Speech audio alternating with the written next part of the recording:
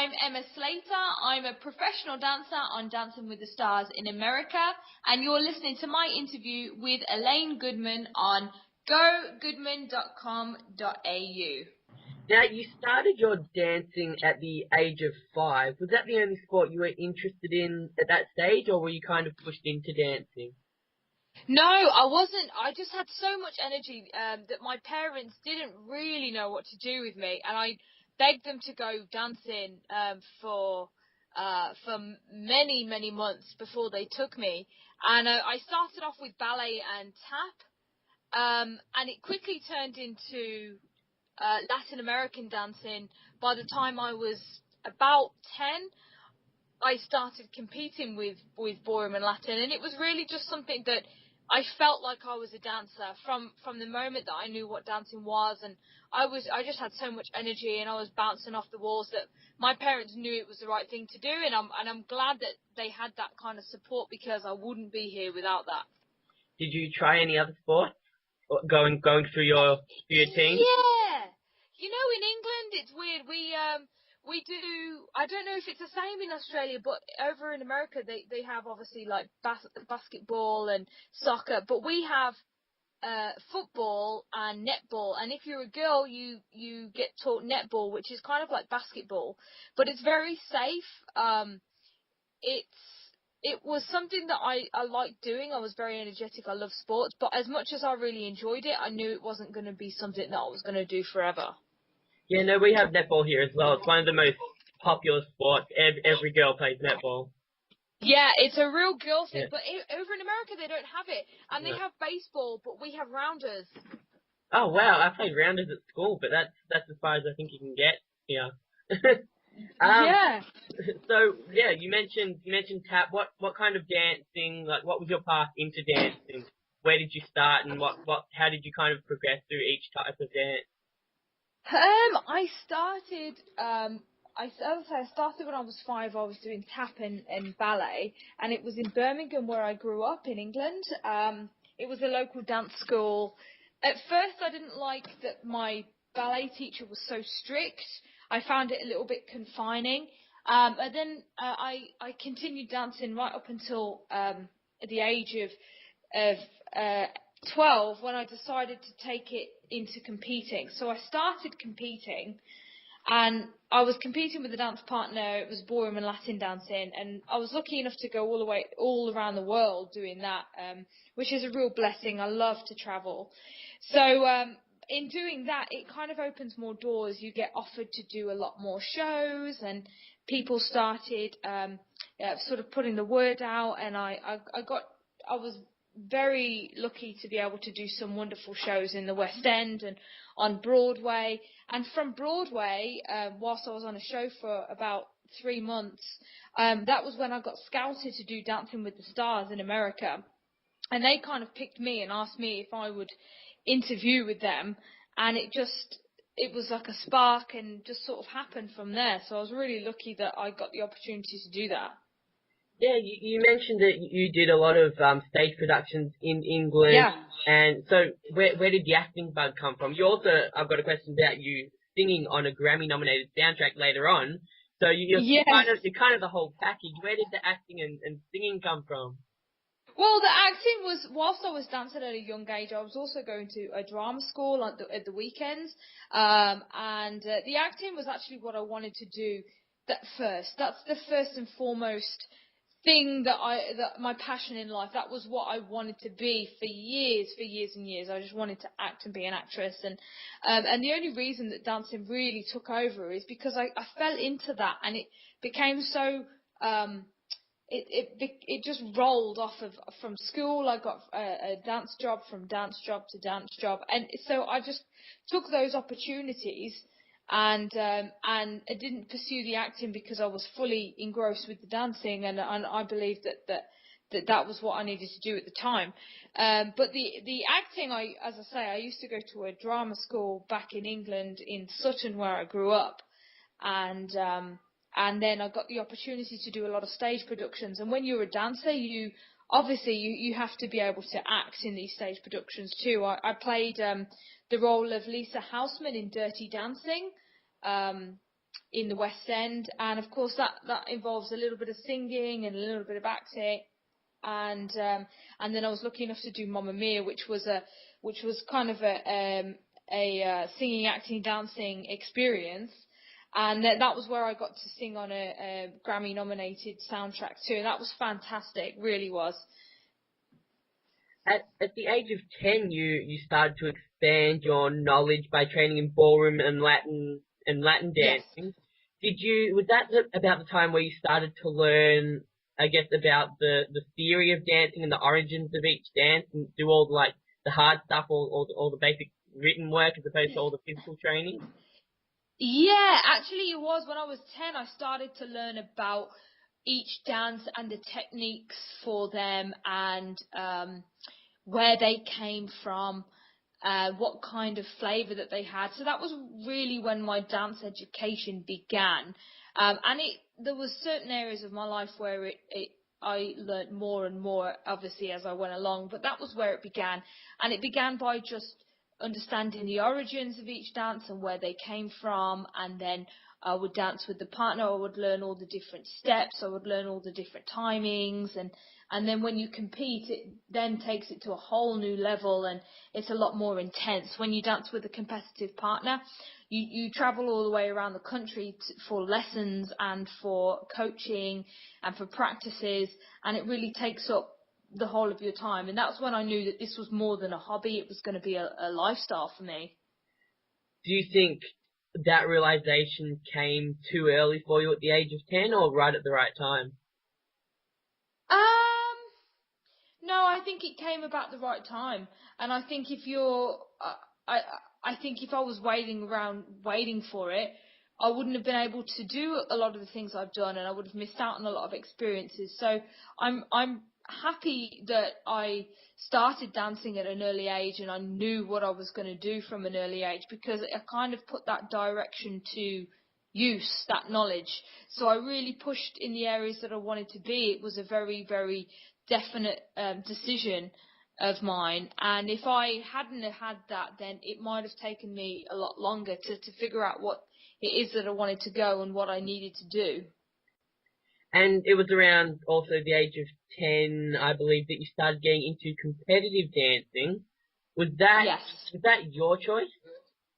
Yeah, that's my choice. As soon as I started Latin and ballroom dancing, you can take it for a hobby, or you can really the competition world is very fun. Obviously, for girls, we get to dress up in lovely dresses and have lots of rhinestones and put makeup on and do our hair, and then we get to dance doing what we love. So really, it wasn't it wasn't a difficult decision for me at all. That's what I wanted to do. As soon as I knew that I could, I went in search for a partner. I found a guy that was willing to dance with me, and then we started competing local comps. I mean, at that time, I was still, we're still juvenile and considered very young to compete as well. So, so it was fun.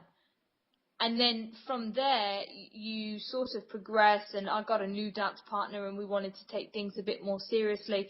So you really just get engrossed in it. And then my mum and dad were so supportive, and they loved being a part of the dance world as much as I did, and I really appreciate that. So as a 10-year-old girl looking for a dance partner, are you looking for someone that's more experienced, or are you looking for a 10-year-old boy, or how do you go about finding, do you have to get if it's an older guy, do you have to get them screened by your parents, or how do you find a partner? It's definitely a parent decision. Everybody goes to the same practice classes together, so you sort of know of each other. And then, if a boy or a girl, or even two girls, are around the same age, then their parents, they chat, they say, well, how about we do a competition? And that's really kind of how it works.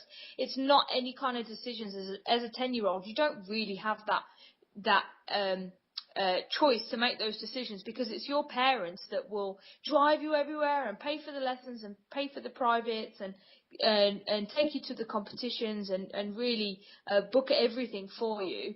So it's really their kind of decision. It just depends on how supportive your parents are.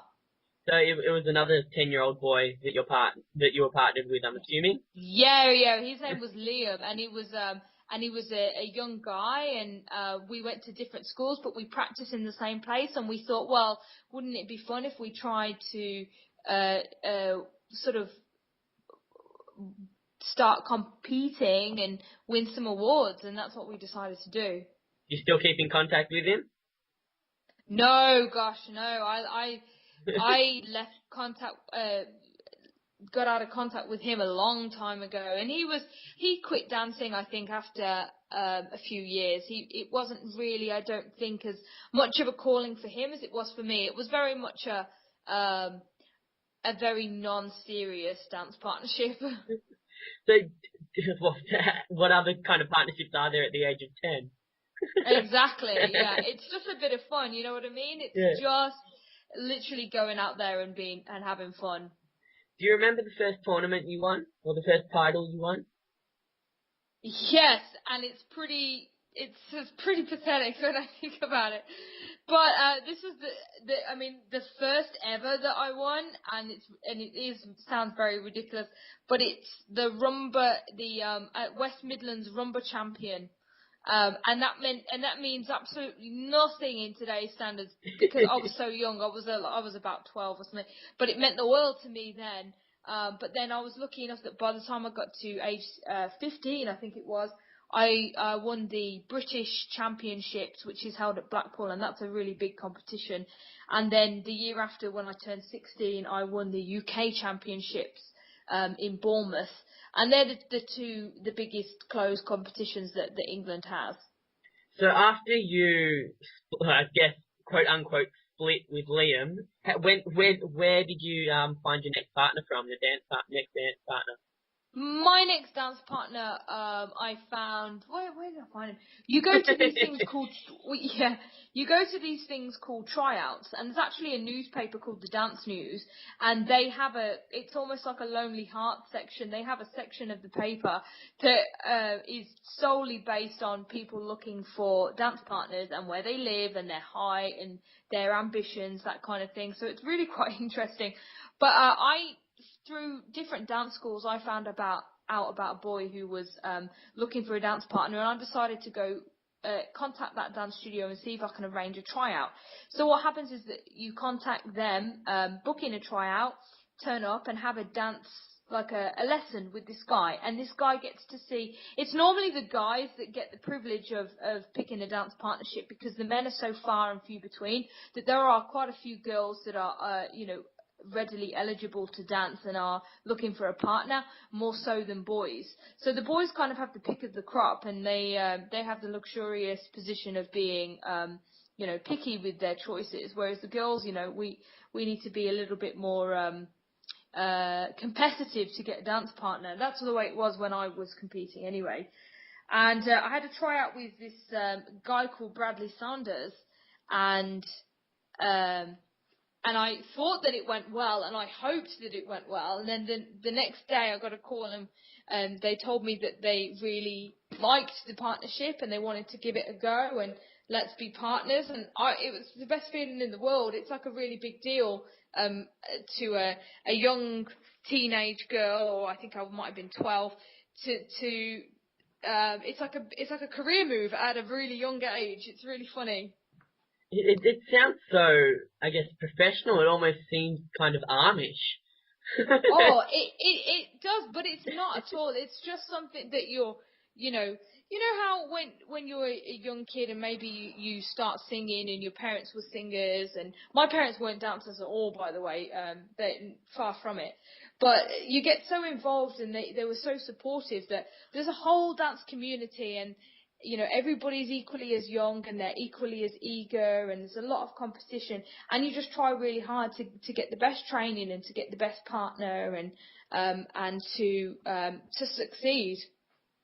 So over the next few years through your teens, you got into, I guess, the music video industry, including the video for the George Michael song "Round Here."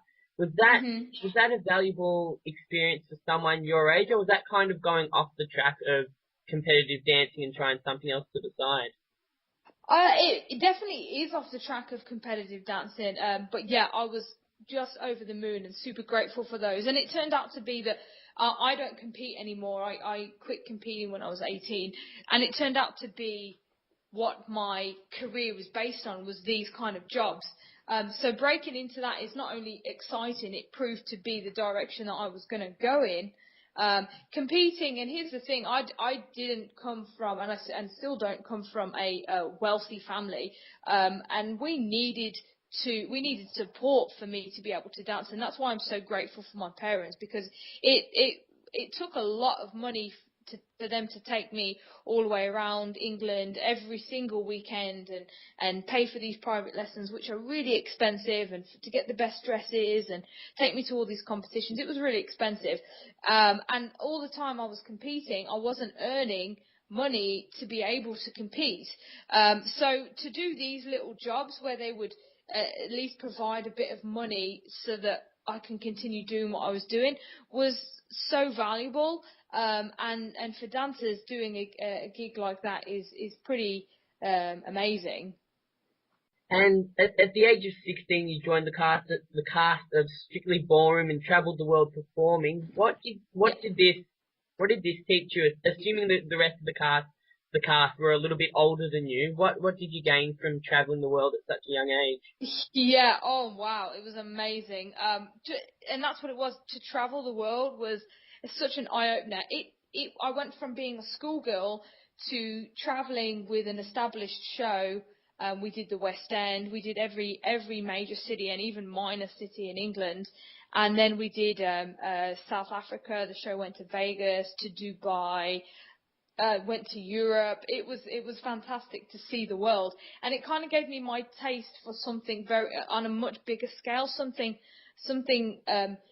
professional work. And being 16, gosh, all I wanted to do was just like buy clothes and bring back suitcases of the souvenirs and to do things and to experience life. And it was amazing. And you become a very close-knit family with those that are also on the show. So to be able to dance every night was a blessing. And I also joined that show with my competitive dance partner at the time, which was Ben Hardwick. So we were able to, because we lived 3 hours away from each other. I lived in Birmingham and he lived in Hull. When we decided to go on tour together, we were all of a sudden together every single day, which meant that we could practice every single day. So our dancing career took a bit of a rocket at that point, because we no longer were confined to school hours and driving after school for a 2-hour practice and then driving all the way home, which was a lot of time and energy and effort. We also have the privilege of being with each other. And in that same year, in 2005, you also won the British Under-21 Latin American Championship. So it was an extremely busy year for you. In hindsight, do you see 2005 as kind of your breakout year? I think so, yeah. As I mentioned, that was the year that we joined Simply Ballroom, and my partner and I trained harder than we'd ever trained before, because we had the time together. And we used to, before the show would open, we would use the stage behind the curtains and practice for hours and hours and hours. And it really helped our competitive career. And that was the year that we finally won the British Under-21 Championships. And then the year after that was the UK Championships. And I think it was the start of something then, yeah. At what stage, was it around this time or even a little bit later, that you started, I guess, to focus on the fitness side of dancing and the healthy eating kind of side? When did that all start to kick in for you, and did you start focusing on that side of it? I would say I started to really get into the nutrition and the fitness side of the dancing maybe when I was about, even I would say 21. The dancing, being able to dance and every day doing that kind of cardio sort of meant that you could have the capacity to eat whatever you wanted to eat, really, because you would burn it off. But it's different story for girls and guys, and girls are a little bit more inclined to, watch what they eat in that sense, because guys can sort of get away with it.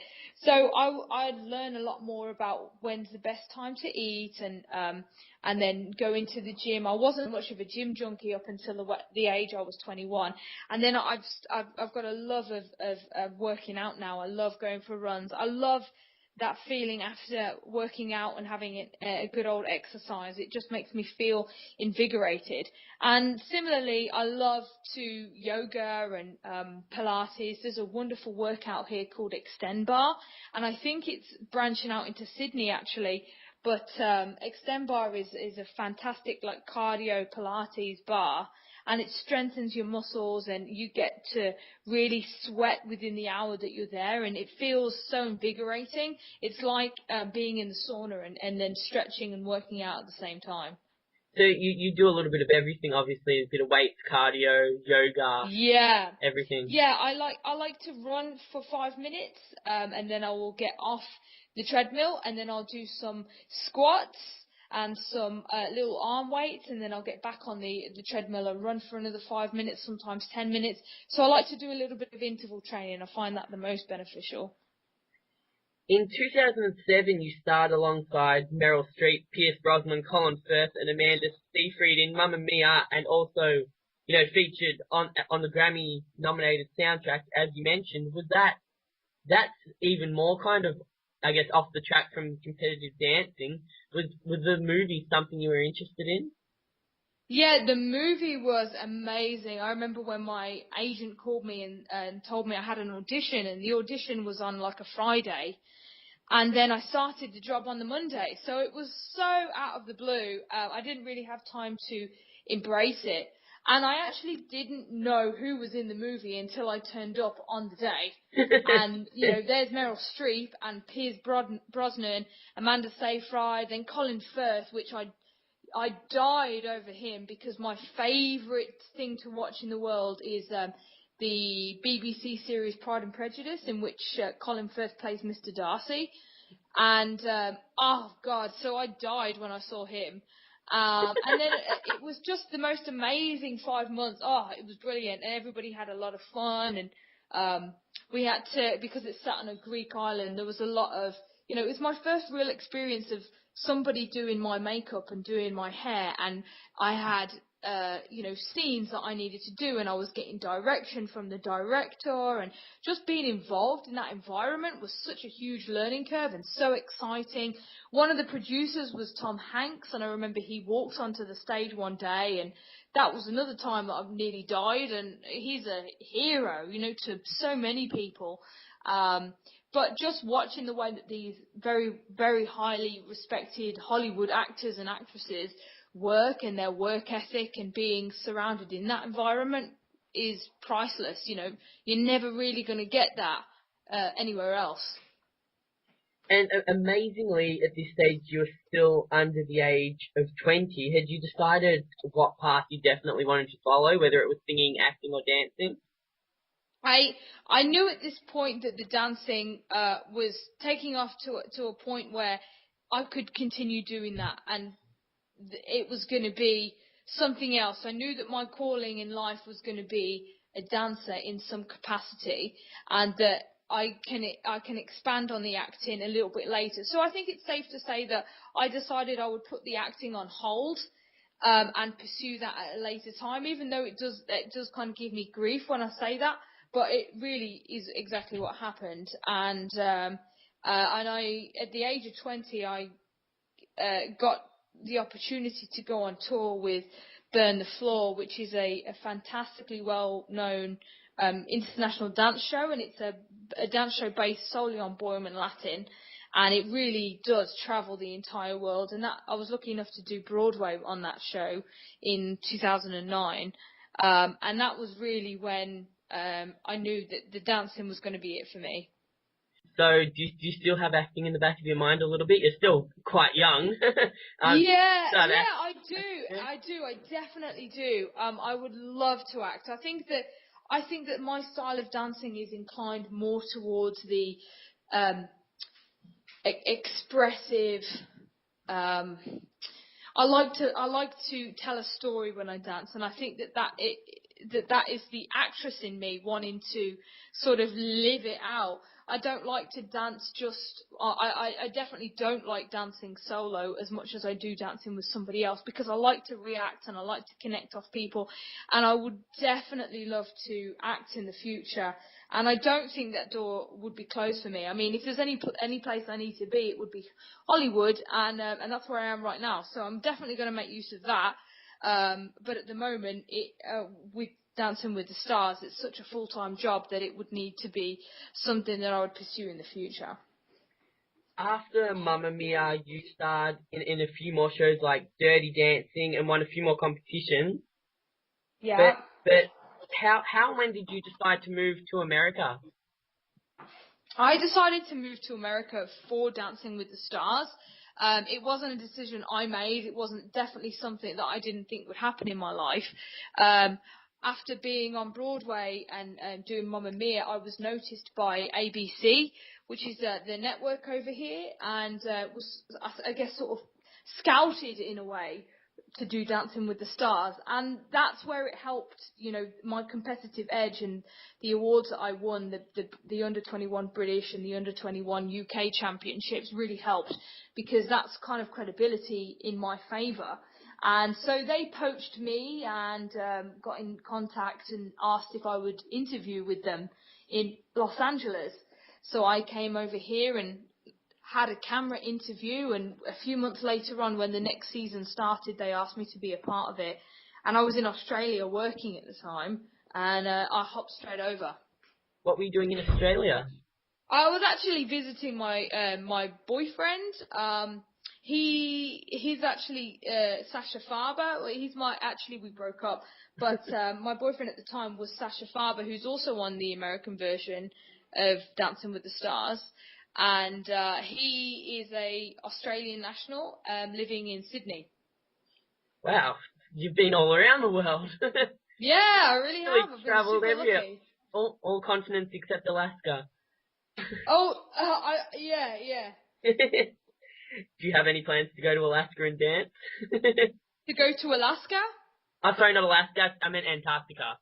I mean every continent but Antarctica. Do you know what's funny? I'm actually going to Alaska tomorrow, so that confused the hell out of me. I'm not that good. No, but I understood what you meant. But yeah, as luck would have it, I'm about to go to Alaska tomorrow. Wow, so is Antarctica on the cards? Is Antarctica? No, it's not. It would be if there was any kind of dancing over there, but I think that's I think that's probably not that much dancing. So in 2012, your life pretty much changed again. As you mentioned, you were scouted for Dancing with the Stars as a troupe dancer. What's a troupe dancer? So a troupe dancer, they do everything that the pro dancers do, but they don't compete on the show with celebrity. I know that kind of sounds like, well, what do they do? But there's a lot of artists that do the show, and there's a lot of opening numbers, and there's a lot of what we call in the industry bumpers, which take you from a commercial, into a commercial or back out of a commercial. There's a lot of dancing going on and sort of setting the scene for performances, and so that's what the troupe do, and they choreograph a lot of when the artists come on and sing, you get to choreograph, and I was lucky enough to choreograph for Taylor Swift and for Ollie Murs and for lots of other artists that come on the show. I can't remember right now, Smokey Robinson and I can't remember. But there's so you always kept busy as a troupe member. So it's basically just like the warm-up act. Yes, kind of. Did it take you a little while when you went from being a troupe to one of the competitors, one of the competitors? Did it take you a while to get the confidence up to be a teacher and to teach someone that may have never danced before? No, because throughout my life I've taught in the past, and people teach dancing all the time. If you've if you're a dancer, then chances are you've taken lessons in dance studios and you've had experience with people that aren't dancers before, so you know how to act and what to teach them. And it is a learning curve, though. You do get to learn pretty quickly what you should use and what you shouldn't use and what looks good on people that haven't danced before. But it's really a different kind of preparation. You're not really just teaching them how to dance. You're kind of teaching them, because you have such a short amount of time, you're in a way teaching them how to fake it. You're teaching them how to blag it until they make it. So you've got to hide certain things that they don't do well, and then you've got to really bring out the certain things that they do well. So it's a real learning curve tailored towards your partner. And one of the coolest things, in my opinion, that I found out that you've done is you choreographed Usher at the Billboard Music Awards in 2012. How do you teach Usher how to dance?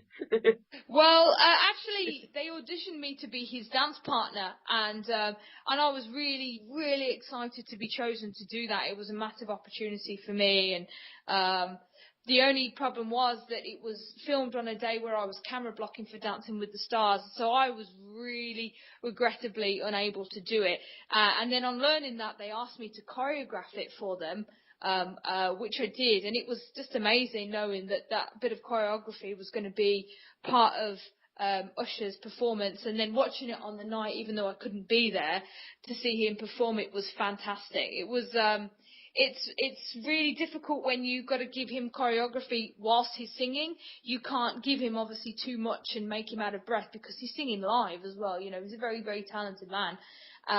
So as natural as he is at dancing, you can't burden him with too many lifts and tricks and steps when he's singing live. And when did you get into, I guess, would you call that kind of dancing hip-hop dancing, or? No, this is why I was brought on. It was partnership dancing, and it was very sensual and sexy, and there were a lot of sort of windy tricks and sexy moves, and I guess that's why I was brought on.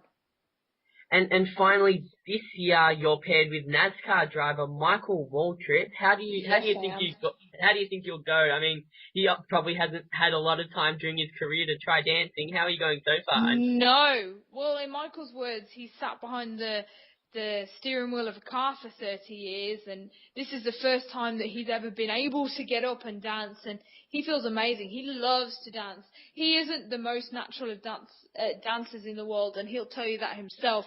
But what he is he's very quick to learn. He's improved such a lot, and I think for this season alone, he's probably been the most improved celebrity. A lot of the celebrities on the show have had prior dance experience, which Michael hasn't. And he's a very tall man. He's 6'5", but that doesn't go. That isn't a disability to him. He has amazing ballroom frame, and so far I've really enjoyed working with him. He's a fantastic character, and he seems to be very popular. So I'm hoping that we go really far. I'm hoping so. And finally, one more question. Did you get to see the famous Carlton Dance? Yes, I did. Ever since my first boyfriend, I tried to perfect the Carlton move myself when I was younger. My boyfriend was obsessed with it.